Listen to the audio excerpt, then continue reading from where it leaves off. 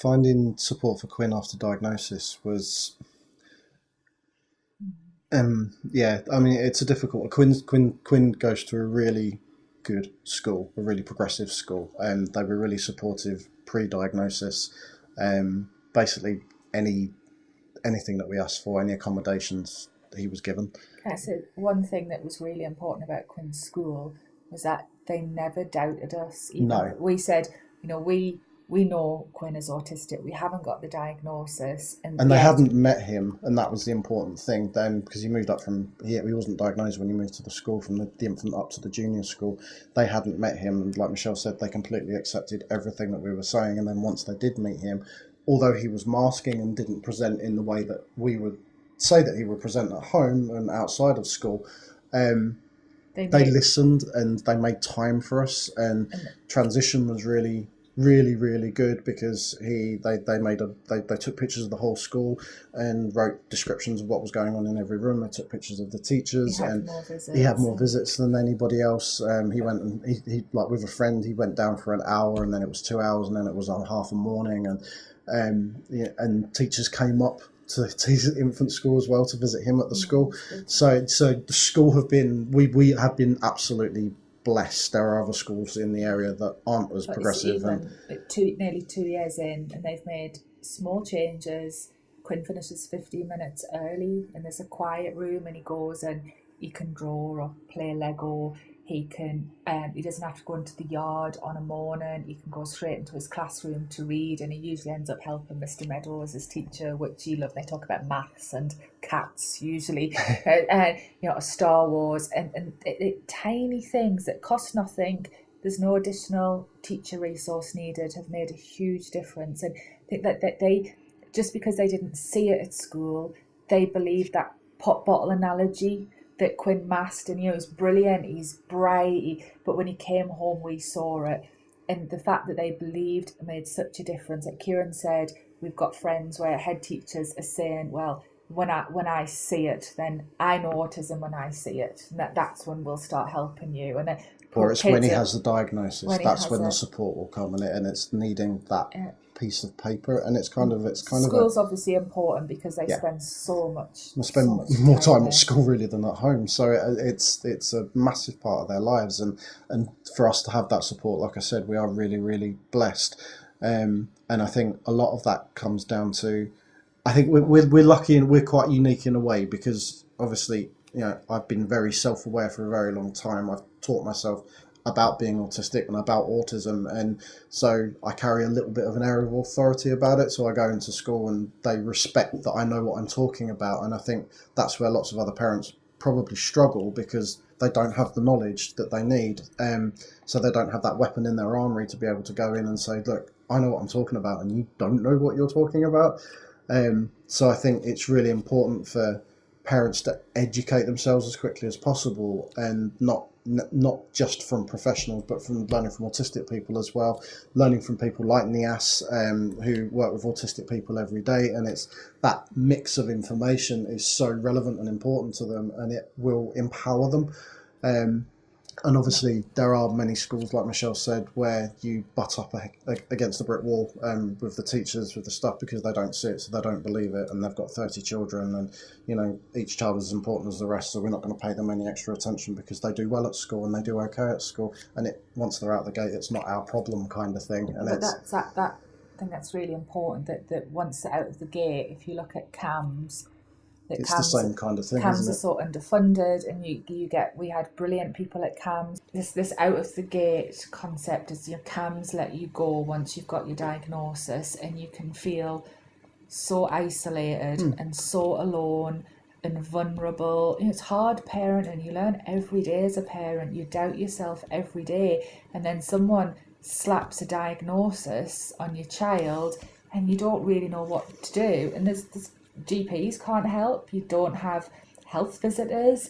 You're just all alone. And in Quinn's school, across the 4 years, and it's double stream, there's only one other autistic boy. So you don't even really have that parental support like you have toddler groups when the kids are little. So my advice would be to, pre-diagnosis, find out about NIAS and the other charities, and again, find the people that you click with that are positive. Positivity is a really good thing, because you get this piece of paper, and yeah, if you're going to fill out a DLA form, you have to list all of the worst days, all of the bad times.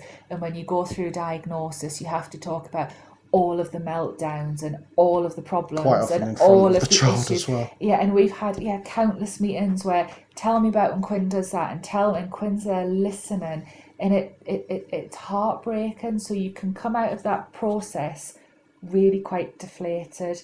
So reach out and find some positive support. And if you find someone like NIAS, who not only can give the support but can then signpost you to other places, then I think you surround yourself with a family, and that's really important. And I think learning about autism as much as possible and as widely as possible as well, because people come out of diagnosis with such a rigid view of what autism is, and it's kind of, you've had to meet that diagnostic criteria, and quite often if you talk to autistic adults, what autism is completely different to what is listed in the diagnostic criteria. It's a completely different thing. So learning as widely as possible about it and understanding that your child isn't just a list of ticky boxes. There's a lot more going on inside their heads and in their bodies, and the way that they perceive things and the way that they act, and so many reasons for that. And a lot of what people see as autism isn't actually autism. It's anxiety, or it's sensory problems, or it's a learning difference, or it's so many other things. And the autism sat there, and the autism, because of the negativity that goes with it, gets blamed. So parents try and sort of blame the autism for everything, and it isn't actually autism that's causing the problem. And quite often you see parents talking about, I'm battling against autism, or my child's battling against autism, and that's, no, they're not. They're battling against the people that aren't supporting them. And that's the cultural and the societal shift that needs to happen, is that parents need to understand that autism isn't a negative thing. It's perceived as a negative thing. And that's just that tiny little different way of thinking can change the way that you perceive your child and the way that you live your life, and can make you so much more happy with what you've got. And then I think when it's a battle, parents have this battle cry, and you're maybe going to school and, wanting their ECHP, is that what it's called? Education, Health and Care Plan, or EHCP. We want this, and it's a big thing, and they sort of think that's what they need, and actually, maybe the child just needs something really small, just something to calm them down before they come home. But because you're left alone, and you think, well, this is what I have to do, and you do become a little bit militant and demand, and sometimes small things make a really big difference. Quinn's whiteboard, so he knows what's coming, right? Having a family whiteboard where we write down what's happening. School, Quinn's teacher was poorly and off, and Quinn's head teacher would Facebook message us or ring on a Sunday night and say, can I speak to Quinn? And he would go on loudspeaker, and he would tell Quinn who was going to be teaching him during the week, and those little things make a huge difference. So it comes back, I think, to seeing your post-diagnosis, seeing your child, like Kieran said, as an individual, and seeing what ways you can help. Yeah. Getting Quinn to come to terms with his diagnosis, it was just a really gradual process. It wasn't like one day he wasn't and the next day he was. And even back when he was 5.5, he would often get upset, and he said, Mammy, my head hurts, I've got too many thoughts in my head, and how do I make room for new thoughts? He knew instinctively, he knew he was different. This, when he got frustrated or his anxiety, it would bubble up into this anger, and you could see that Albie didn't behave like that. So he knew, but he couldn't handle the way that anxiety and stuff made him feel, and he's done that as he's got older. Yeah, it's been kind of difficult for me, because obviously being autistic, I kind of had an assumption that I would completely empathise with Quinn and understand what he was going through, and be able to say, I do this, so you can do this, and this will work. But it isn't like that at all, because again, everybody's different, and autism works differently for everybody who is autistic. And it's so with Quinn, it was quite often, there was a lot of talking. We've talked a lot and talked really openly, and openly with him as well. Like sitting around the table having tea, and Livy might ask something, or Albie will ask something, or it's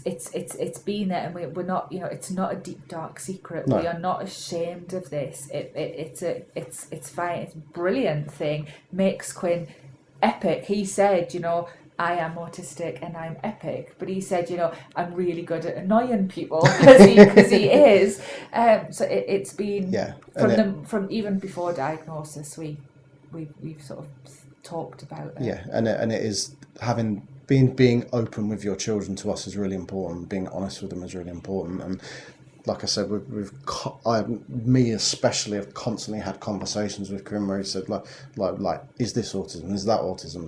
When I do this, is that autism? And it's kind of possibly yes, but it's also you, and that getting him to understand that being autistic isn't a thing that's causing him to act in a certain way. It's just that's him, and that's his personality comes out as it is, and he perceives things in a certain way, and he's kind of starting to understand that. The thing about the thoughts is, it's something that I struggle with. I think about everything all the time. Right now I'm thinking about a billion different things while I'm talking to you, and it's, but it's learning just how to accept that part of yourself, and that's something that he's doing at a really early age. And it's not an excuse. It's absolutely not an excuse. He has meltdowns, and I always say he becomes other, like his eyes become black when he's cross and he's angry, but he's not stupid. He plays on it, and we're like, Quinn, that's not a meltdown. You just be naughty, So it is. We have discipline, and it's not an excuse. Like autistic kids. Someone said to Quinn the other day at school, all autistic kids are crazy and naughty and wild. We're like, well, no. So it's not. We understand, and I don't think saying that not an excuse is the right way, but we understand his behaviour, and and so we taught we taught to him about understanding his own behaviour as well, and we want him to be happy. Yes. So we don't go, look at he's autistic, we don't just let him get on with it. The big thing is that we want him to be happy, and we want him to be able to control his meltdowns and be able to go out or not have them, and that's the thing. It's learning to anticipate the things that trigger him, and a lot of Quinn's triggers are sensory and frustration.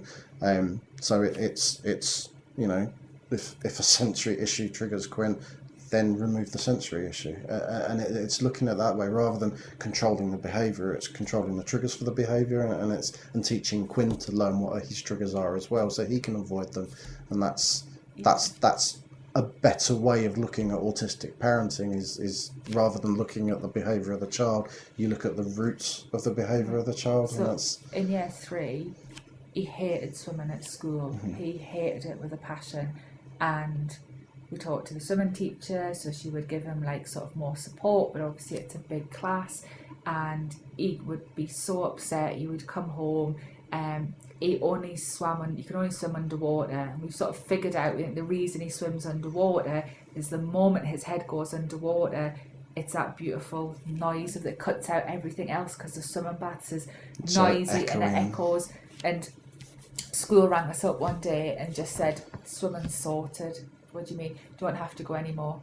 We've talked to the swimming coordinator at the council, and he said Quinn's tried, and it's making Quinn unhappy. As long as he agrees to try again in year 5, see how he gets on. So rather than saying to Quinn, you must go swimming and we'll give you earplugs and we'll put goggles on and whatever we've got to do to cope, we've removed the stress. And we'll take him swimming now at quiet times, and it'll be fun, and hopefully we can. But you might never go back to swimming with school. So what? It is being able to be flexible and removing that pressure from yourself as well. That just don't have any expectations. You can't have expectations of any child. You can't expect them to act in a certain way or do a certain thing. And it's the same with autistic children. Just let them be themselves and support them to be themselves.